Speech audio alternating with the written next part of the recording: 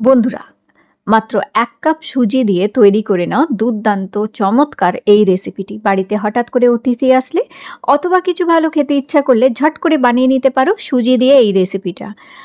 দেখো, সবার প্রথমে আমাদের লাগছে এখানে ছানা। আমি এখানে ২০০ গ্রাম ছানা নিয়েছি। ছানা যদি দুধ দিয়ে কাটিয়ে নিতে পারো তাহলেও ভালো, অথবা না থাকলে পনির নিয়ে নিতে পারো। পনিরটাকে এরমভাবে গুঁড়ো করে ম্যাশ করে নেবে। তো এখানে আমি ২০০ গ্রাম পনির দেখো কড়ার মধ্যে দিয়েছি। ২০০ গ্রাম পনিরের মধ্যে এবার আমাদের এখানে দিতে হবে ১/২ কাপ মতন চিনি। তো আমি এখানে ১/২ কাপ চিনি দিয়েছি, আর চিনিটা গলে যাওয়া অবধি আমাদের একটু অপেক্ষা করতে হবে, যাতে ছানার সাথে ভালো করে মিশে চিনিটা গলে যায়। তো এখানে দেখবে চিনিটা গলে যাওয়ার পরে ছানাটা একটু মন্ড মতন হয়ে আসবে কিংবা জড়ো হয়ে যাবে, তখনই আমাদের বুঝতে হবে যে এটা রেডি হয়ে গেছে। তো এইভাবে কিছুক্ষণ আমাদের চিনিটা দিয়ে নাড়াচাড়া করতে হবে। তো এখানে দেখো ছানা রেডি হয়ে গেছে। এবার এটাকে একটি বাটির মধ্যে নিয়ে নেবে। তো এই ছানাটা যখন একটু ঠান্ডা হয়ে আসবে তখন এর মধ্যে অল্প অল্প করে আমাদের গুঁড়ো দুধ দিতে হবে। আমি এখানে ১ কাপ মতন গুঁড়ো দুধ নিয়েছি। গুঁড়ো দুধ দিয়ে এবার এই ছানাটাকে আমাদের একটু মাখতে হবে। ঠিক মাখা সন্দেশ যেমন হয় অথবা কালাকাঁদ সন্দেশ যেমন হয়, সেই রকমভাবে এর টেক্সচারটা তৈরি করতে হবে। তো এই দেখো অল্প অল্প করে গুঁড়ো দুধ দিয়ে দিয়ে আমি এটাকে মেখে নিচ্ছি। তো একটু সময় নিয়ে খুব সুন্দরভাবে এটা মেখে নেবে। চাইলে তোমরা এগুলো আগে তৈরি করেও রেখে দিতে পারো, তাহলে যখন ইচ্ছা হবে কিংবা যখন মনে হবে তখন এই ধরনের রেসিপিগুলো তৈরি করে নিতে পারবে। তো এখানে হাত দিয়ে দেখো ভালো করে এটা মেখে নেবে এইভাবে। তো খুব সুন্দর একটা পুর তৈরি হয়ে গেল আমাদের এখানে। তো এটাকে সাইডে আমরা রেখে দেবো। সাইডে রেখে দিয়ে এবার একটি বাটির মধ্যে আমাদের নিতে হবে ১ থেকে ২ কাপ মতন জল। ২ কাপ জল বাটির মধ্যে নেবে, নিয়ে তার মধ্যে ১ কাপ চিনি মেশাবে। ১ কাপ চিনি মিশিয়ে এবার এই চিনিটা গুলে যাওয়া অবধি এটাকে নাড়তে হবে। তো আঁচটা মোটামুটি মাঝারি আঁচ রাখবে আর চিনিটাকে অনবরত নাড়তে থাকবে। এই সময় এখানে ২টো ছোটো এলাচ গুঁড়ো করে দিয়ে দেবে। ২টো ছোটো এলাচ গুঁড়ো করে দিয়ে আবার এটাকে নাড়তে থাকবো। চিনির রসটাকে একটু ঘন করতে হবে আমাদের, যেমন লেডিকেনির রস হয় কিংবা যে রসের মিষ্টিগুলো হয় সেই রকম একটু ঘন করে এখানে রস তৈরি করে নিচ্ছি।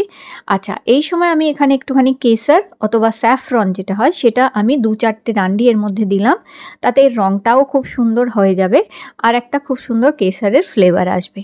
তবে এটা পুরোপুরি অপশনাল, চাইলে দিতে পারো, না চাইলে বাদও দিতে পারো, শুধু ছোটো এলাচ দিলেও হবে।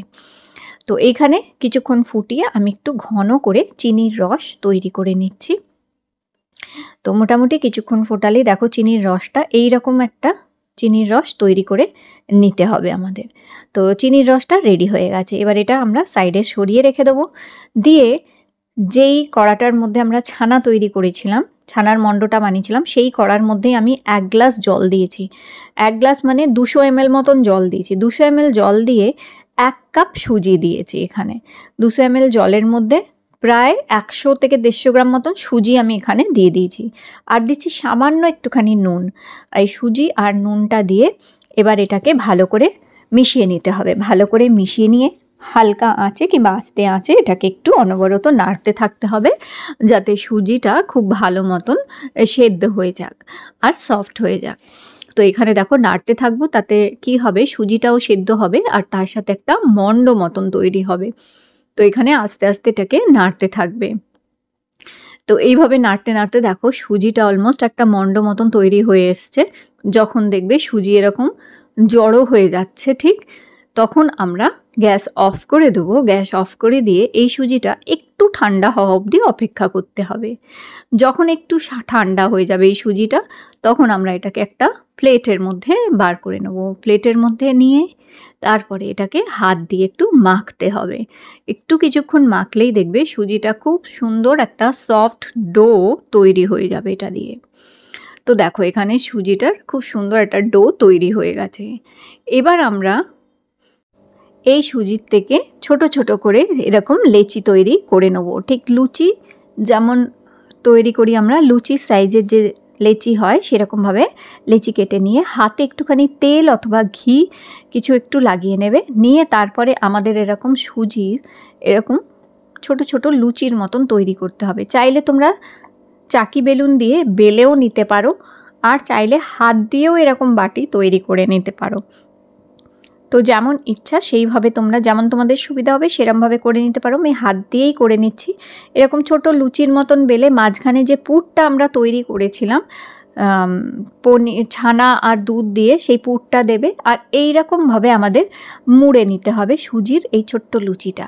তো এইভাবে জাস্ট মুড়ে নেবে আর দুই পাশটা খুলে রাখবে এইভাবে। এইরকমভাবে আমরা সব কটা সুজির লেচি দিয়ে তৈরি করে নেব। তো দেখো এইরকমভাবে হাতে একটু তেল অথবা ঘি লাগাবে, তারপরে এইরকমভাবে একটা বাটি মতন অথবা একটা ছোট্ট লুচি তৈরি করবে। তার মাঝখানে আমাদের যে পুরটা আছে এই পুরটা এইরকমভাবে দিয়ে দিতে হবে, দিয়ে মুখটা মুড়ে দেবে, পেটের কাছটা মুড়ে দেবে এইভাবে, আর দুই দিকটা একটু খুলে রাখবে, ব্যাস দুই দিকটা খোলা থাকবে। এইভাবে আমাদের সব কটা তৈরি করে নিতে হবে। তো দেখো এখানে আমি সব তৈরি করে নিয়েছি, রেডি করে নিয়েছি। এইরকমভাবে রেডি করে নেওয়ার পর এইবার সাদা তেল গরম করবে। তোমরা চাইলে এটা ঘিয়ে ভাজতে পারো, আরও সুন্দর খেতে হয়, আরও টেস্ট লাগে। আমি এখানে সাদা সানফ্লাওয়ার অয়েল নিয়েছি। সানফ্লাওয়ার অয়েলটা গরম হয়ে গেলে ভালো করে আগে তেল গরম করে নেবে। তেল গরম হয়ে যাওয়ার পর আঁচটা কমিয়ে দিয়ে আমরা এইভাবে এই সুজির মিষ্টিগুলো এর মধ্যে দিয়ে আমাদের গোল্ডেন ব্রাউন করে এগুলোকে ভাজতে হবে। তো এগুলোকে আস্তে আস্তে গোল্ডেন ব্রাউন করে এইভাবে ভেজে নেবে। সবকটা দেখো আমাদের এখানে ভাজা হয়ে গেছে। এইভাবে তুলে নেবার পর যে চিনির রসটা তৈরি করেছিলাম সেটাকে পারলে আর একটু গরম করে নেবে। একটু গরম করে নিয়ে চিনির রসটা তার মধ্যে প্রত্যেকটা মিষ্টি এইভাবে চুবিয়ে রাখবে কিছুক্ষণ চুবিয়ে নিয়ে একটি প্লেটের মধ্যে এগুলোকে বার করে নিতে হবে। তো এইভাবে দেখো গরম চিনির রসের মধ্যে গরম গরম ভাজা মিষ্টিগুলো এইভাবে দেবে।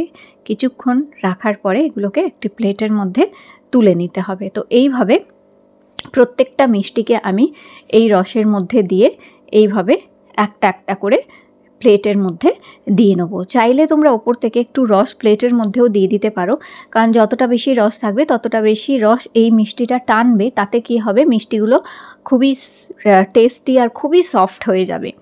তো এইভাবে দেখো আমি প্রত্যেকটা মিষ্টিকে সাজিয়ে নিচ্ছি। তো এইভাবে এটা প্রত্যেকটা মিষ্টি রসের মধ্যে করে দেবে, দিয়ে এইরকমভাবে সাজাবে।